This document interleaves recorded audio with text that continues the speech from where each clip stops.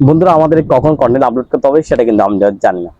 এলোমেলোভাবে content upload করে দিই, হয়তো কন্টেন্ট আপলোড করে দিই, একটা নির্দিষ্ট শিডিউল মেনটেন করে কন্টেন্ট আপলোড করে দিলাম। বন্ধুরা কখন কন্টেন্ট আপলোড করলে আপনার রিচ এঙ্গেজমেন্ট বৃদ্ধি হবে এই বিষয়ে আপনাদেরকে বিস্তারিত বলার চেষ্টা করবো। আপনারা অবশ্যই ধৈর্য সহকারে সম্পূর্ণ ভিডিও দেখার চেষ্টা করবেন।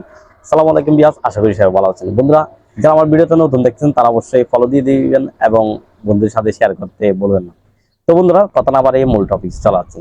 কখন কন্টেন্ট আপলোড করলে আপনার রিচ এঙ্গেজমেন্ট বৃদ্ধি হবে এবং রিচ এঙ্গেজমেন্ট ভালো থাকে ফেসবুকে। আপনি সকাল 9টার দিকে একটা কন্টেন্ট আপলোড করতে পারেন রিলস ভিডিও। এই সকাল 9টার দিকে কিন্তু রিচ এঙ্গেজমেন্ট ভালো থাকে, অডিয়েন্স অ্যাক্টিভ ভালো থাকে। এই জন্য আপনি 9টার দিকে একটা কন্টেন্ট আপলোড করতে পারেন এবং 2টার দিকে একটা আপনি লং ভিডিও আপলোড করতে পারেন। আপনি যদি নতুন পেজে কাজ করেন তাহলে অবশ্যই আপনাদেরকে লং এবং শর্ট দুইটা মিলে আপনাদেরকে কাজ করতে হবে। আপনি শুধু সারাক্ষণ যদি শর্ট নিয়ে যদি কাজ করেন তাহলে আপনার রিচ এঙ্গেজমেন্ট বৃদ্ধি পাবে না। এই জন্য আপনাকে শর্ট এবং লং নিয়ে দুইটা নিয়ে কাজ করতে হবে। তো বন্ধুরা আপনি দুইটার দিকে একটা যদি লং ভিডিও আপলোড করেন, আপনি 5টার দিকে একটা শর্ট ভিডিও আপলোড করলেন, 7টা 8টার দিকে আপনি একটা লং ভিডিও আপলোড করলেন। এরকম সাজিয়ে আপনি সুন্দরভাবে আপনি কন্টেন্টগুলো আপলোড করতে পারেন। এরকম যদি আপনি 3টা রিলস ভিডিও 2টা লং ভিডিও যদি আপনি আপলোড করেন, অবশ্যই ইনশাল্লাহ আপনার বেশি দিন লাগবে না সফলতার মুখ দিতে। নিয়মিত কাজ করার চেষ্টা করবেন, অ্যাক্টিভভাবে কাজ করার চেষ্টা করবেন। শুধু আপনি কন্টেন্ট আপলোড করছেন আর কাজ শেষ সেটা কিন্তু না।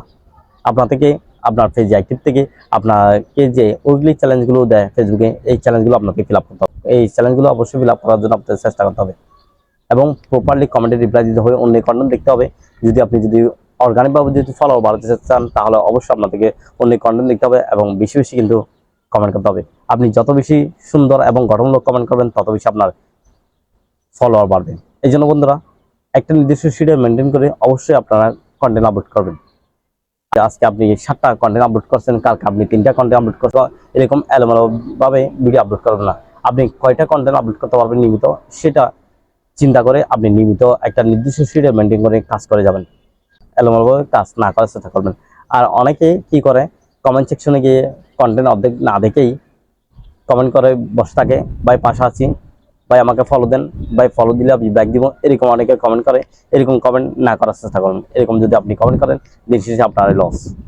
এরকম বন্ধুরা করবেন না, আপনার একদম রিগালি কাজ করার চেষ্টা করবেন। নির্দিষ্ট টাইম মেনটেন করে কন্টেন্ট আপলোড করবেন।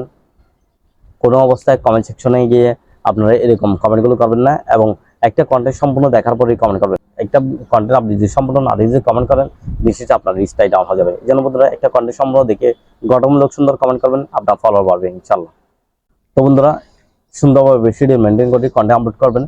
একটা কন্টেন্ট থেকে আরেকটা কন্টেন্ট 2-1 ঘন্টা পর পর কন্টেন্ট আপলোড করার চেষ্টা করবেন, সুন্দরভাবে কন্টেন্ট আপলোড করার চেষ্টা করবেন এবং ইউনিক কিছু রাখার চেষ্টা করবেন যেটা আপনার কন্টেন্টগুলো ভাইরাল হওয়ার সুযোগ থাকে। সব ভালো থাকবেন, আল্লাহ হাফেজ।